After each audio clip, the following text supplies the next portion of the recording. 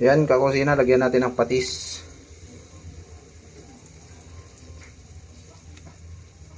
Yan, pakulan natin hanggang sa matuyo para magisa siya sa sarili niyang mantika. May kasama ng luya yan, kakusina.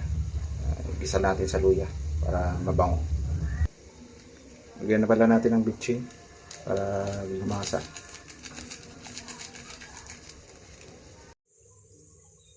Ayan, malapit na matuyo. Lagyan na natin yung sibuyas para magisa siya.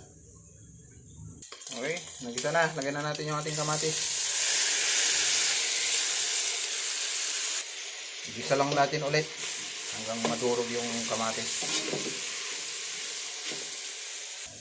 Okay, durog na yung kamatis. Lagyan na natin yung ating pampalambot. Yung yellow. Ayan. Sipre ito. Ang pinakasabaw niya. Lagyan natin yung sili. Okay, luto na.